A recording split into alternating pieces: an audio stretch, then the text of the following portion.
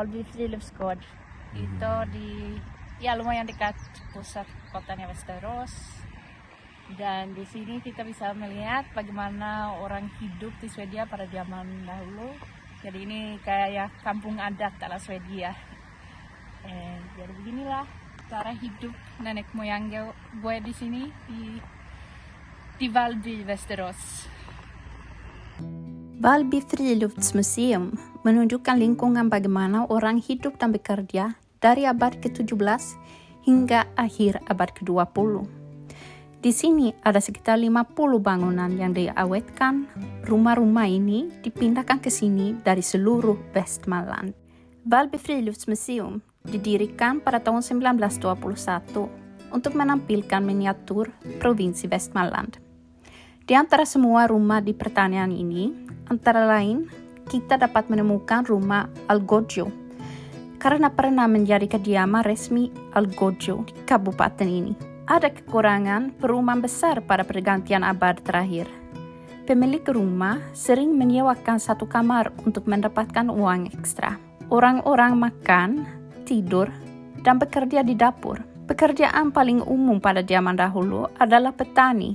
Dan di Valby pun kita bisa menemukan bangunan pertanian khas Västmanland. Satu keluarga biasanya terdiri dari petani dan istrinya, anak-anak mereka, pembantu, dan orang tuanya atau mertua mereka yang sebelumnya memiliki pertanian itu. Jenis peternakan umum di Swedia Tengah terdapat kandang untuk hewan, rumah ayam, rumah babi, dan gudang. Di lapangan depan rumah, pohon perawatan berdiri. Pohon oak sering ditanam di tengah halaman dekat rumah.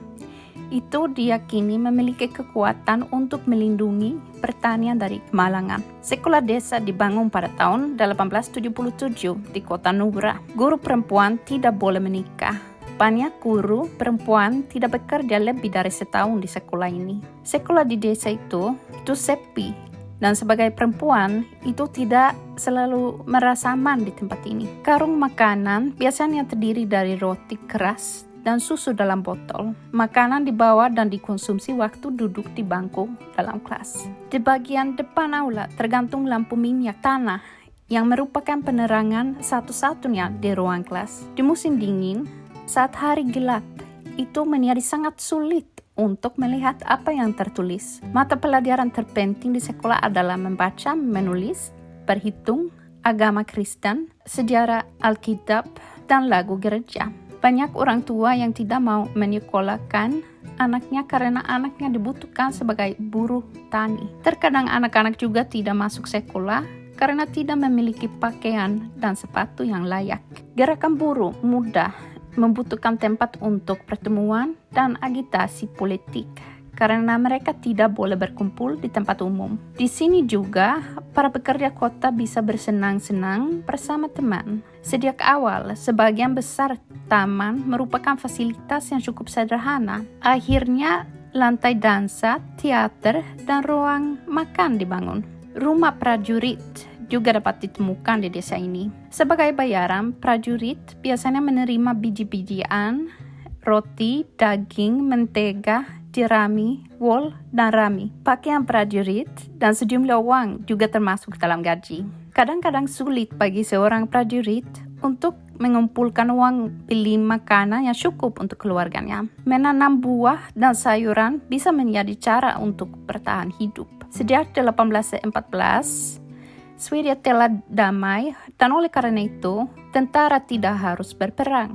Sebaliknya, dia harus membantu berbagai pekerjaan ketika rel kereta api atau jalan desa dibangun. Västerås dulu memiliki sejumlah pompa kota, tempat masyarakat dapat mengambil air.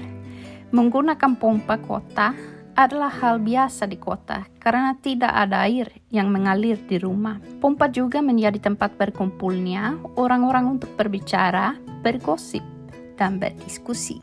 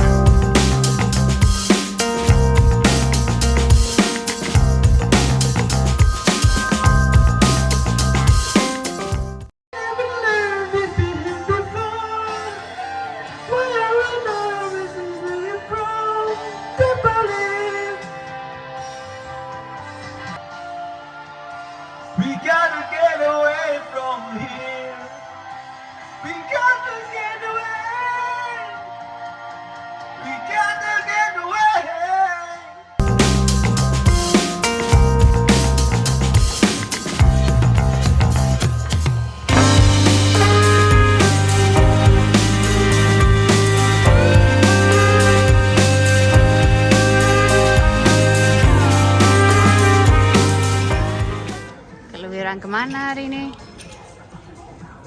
Nggak tahu. Nggak tahu. Hei, kita di mana? Hah? Kita di mana? Kita di pusat kota Westeros.